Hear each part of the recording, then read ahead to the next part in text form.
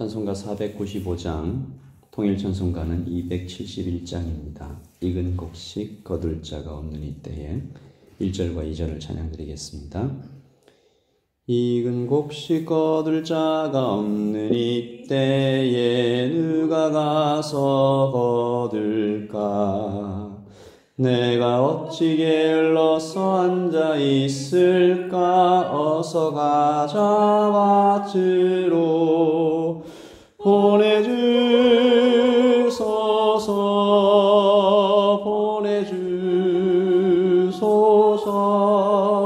재단 숯불에 입술에 대니 어찌 주저할까? 주여 나를 보내주소서. 주가 두루 다니시며 일꾼 부르나 따르는 자 적도다.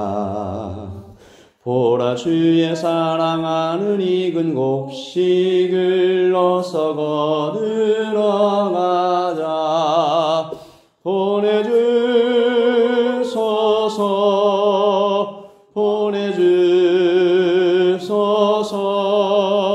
재단 숯불에 입술에 대니 어찌 주저할까? 주여 나를 보내주소서. 보내주소서.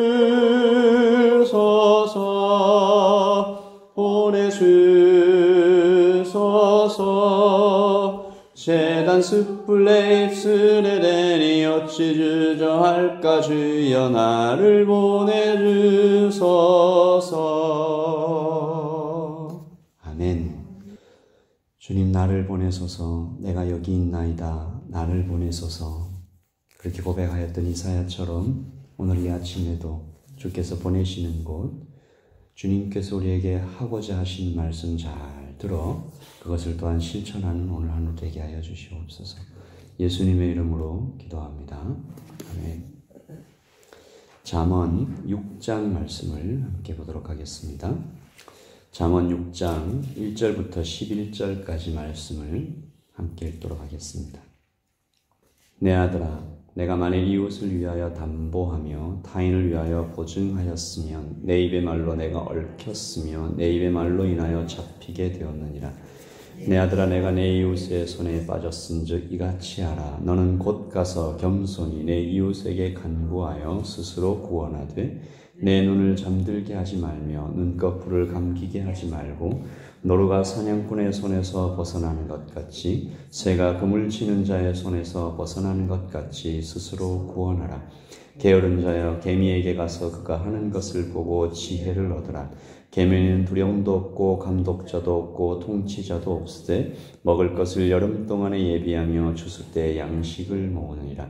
게으른 자여, 내가 어느 때까지 누워있겠느냐? 내가 어느 때에 잠이 깨어 일어나겠느냐? 좀 더 자자, 좀 더 졸자, 손을 모으고 좀 더 누워있자 하면 내 빈궁이 강도같이 오며 내 골핍이 군사같이 이르리라. 아멘. 하나님의 말씀입니다.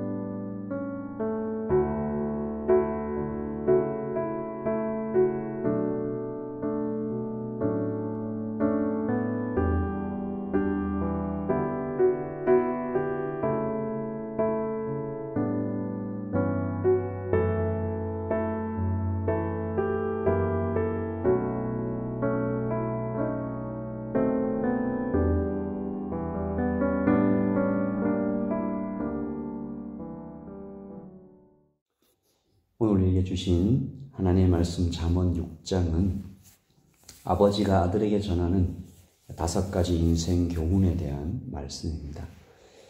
이 아들은 아직 인생을 많이 살아보지 못했고 사회 경험이 거의 없어서 아버지는 자녀에게 이 가슴 속에 있는 말들을 꺼내서 전합니다. 이 5가지 교훈은 모두 금지에 대한 것인데 젊은이들이 흔히 빠지기 쉬운 실수와 죄에 대하여 경고해 주시는 거죠. 물론 아버지가 아들에게 전한, 솔로몬이 아들에게 전한 것이지만 이 청년들만 들어야 할 말씀이겠습니까? 오늘 예배에 참석하는 우리 모두가 하나님께서 오고 오는 모든 인생들에게 전하시는 지혜라고 믿고 이 말씀을 함께 살펴봅니다. 첫 번째는 이 보증선언 것을 주의하라 이렇게 시작해서 게으르지 말라, 불량한 자들과 어울리는 것을 조심하라, 그리고 이스라엘이 만연되어 있는 7가지 죄를 경계하라, 그리고 마지막으로 성적인 죄에 대하여 교훈하십니다. 오늘은 이 5가지 교훈 중에 첫째와 둘째, 그리고 내일은 셋째와 넷째, 그리고 목요일에 5번째 교훈에 대해서 살펴보려고 합니다. 말씀을 통해서 우리 말씀을 듣는 내내 예담의 청소년들과 청년들을 위해서 중보기도가 좀 일어나면 좋겠다는 소망이 있고, 또한 나 자신에 대해 하나님의 지혜를 배우고자 합니다.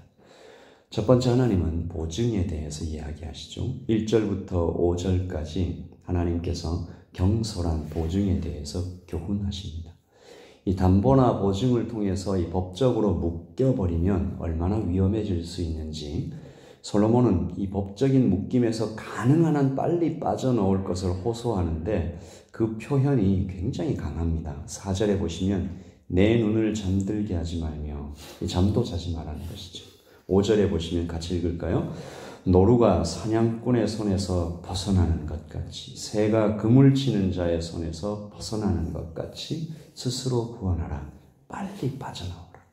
그물에 걸린 새가 필사적으로 그것에서 벗어나려면 막 온 날개짓을 온 힘 다해서 하지 않습니까? 묶여있는 법적 구속력에서 빨리 빠져나오라. 지금도 물론 이 보증과 담보가 무서운 것이지만 당시 사회에서는 이 평생 노예로 잡히는 경우도 많았다라고 합니다.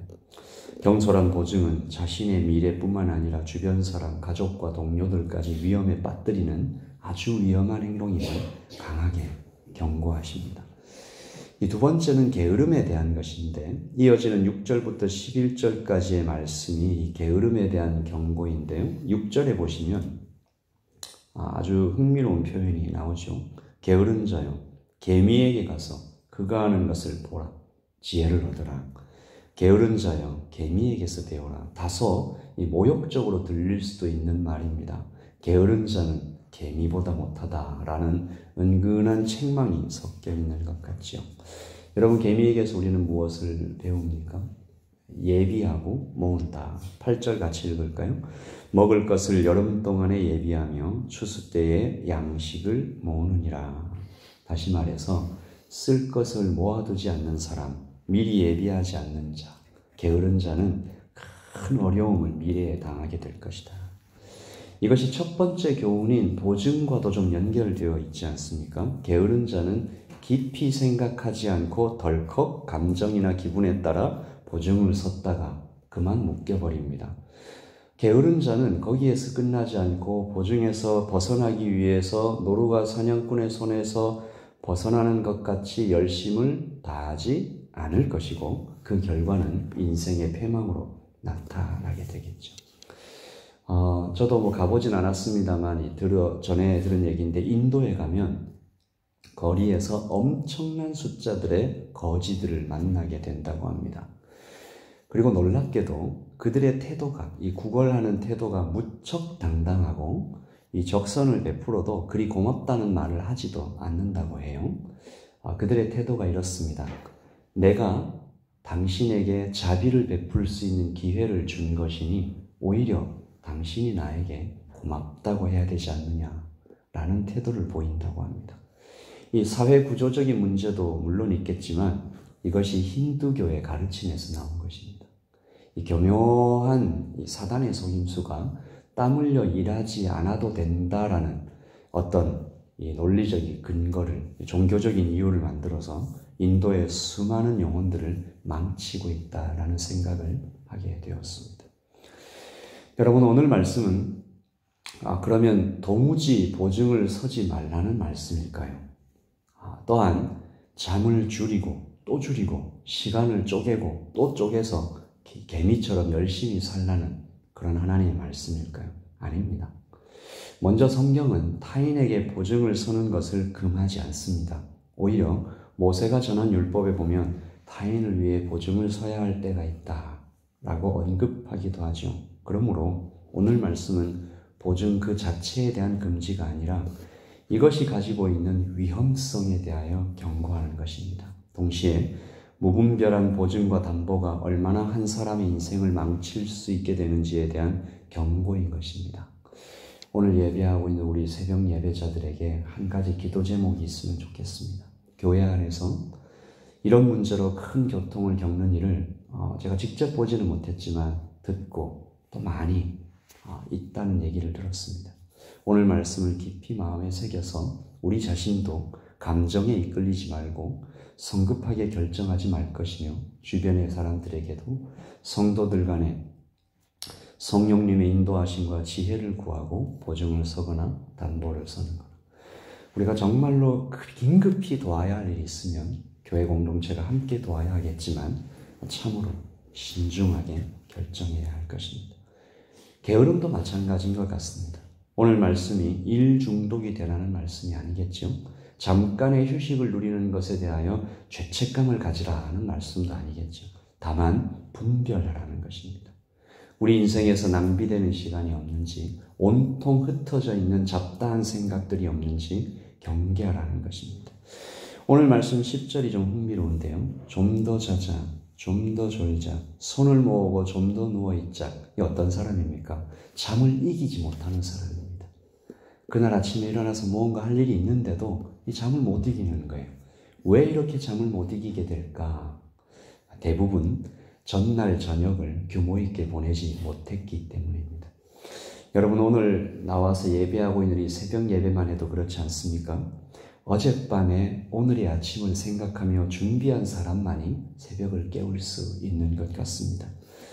새벽에 일어나지면, 이 자동으로 잠이 깨어지면 나가야지라고 생각하는 사람이 새벽 예배에 나와서 이 기도의 자리를 지키는 것은 제가 거의 보지 못한 것 같습니다. 가치 있는 것은 그저 얻어지지 않는 것 같아요.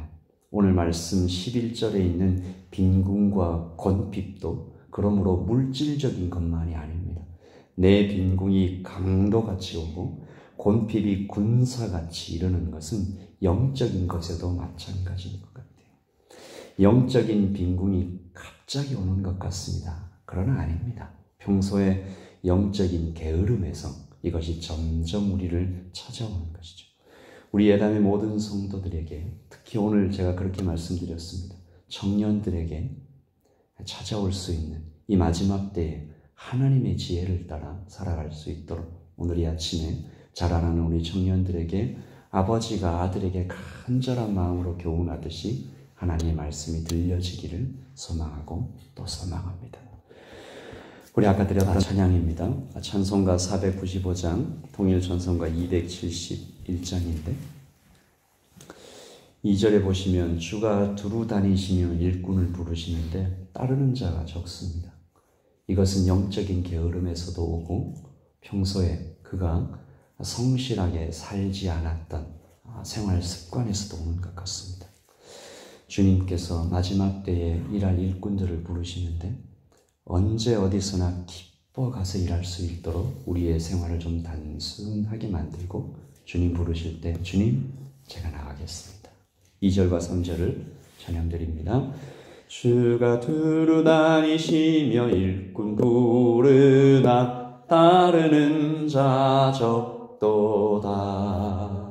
보라 주의 사랑하는 익은 곡식을 어서 거두러 가자. 보내주소서 보내주소서 재단 숯불 내 입술에 대니 어찌 주저할까. 주여 나를 보내주소서. 주가 나를 부르시니 언제 어디나 기뻐 가서 일하리. 주가 명령 내리실 때 능력 받아서 기뻐 거두리로다.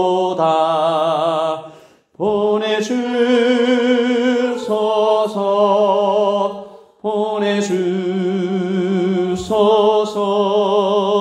재단 숯불 내 입술에 대니 어찌 주저할까. 주여 나를 보내주소서. 아멘. 우리 아침에 청년들을 위하여, 청소년들을 위하여, 또한 나 자신을 위하여 기도하실 때 채무에 묶여있는 자가 주님의 사명을 받들어 성실하게 일하기 어렵습니다. 또 먹을 것을 여름 동안에 예비하며 추수 때 양식을 모으지 않은 자가, 자기 생활에 완전히 묶여버린 자가 사명 따라 일하기 쉽지 않습니다. 오늘 제가 우리 새벽 예배자들에게 좀 처음 나누게 되는 것 같은데, 저희 교회가 10월 달에 새생명 축제를 준비해 놓고 우리 목자들과 함께 마음을 모으고 있습니다.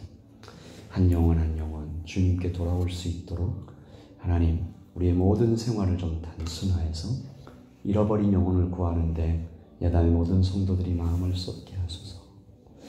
우리 청소년과 청년들이 인생 경험, 사회 경험 적을 때 이 게으름에 빠지지 않도록, 채무에 묶여버리는, 사고 싶은 것 보인다고 그냥 덜컥 사버리고 이런 어리석은 일들 범하지 않도록 해달라고, 우리 자신도 그렇게 주님 앞에 성실하고 규모 있게 살아갈 수 있게 해달라고, 잃어버린 영혼을 구하는데 우리의 모든 능력, 시간과 재정을 다 사용할 수 있게 해달라고, 우리 주님 앞에 사명 따라 살 수 있도록 기도하십시다.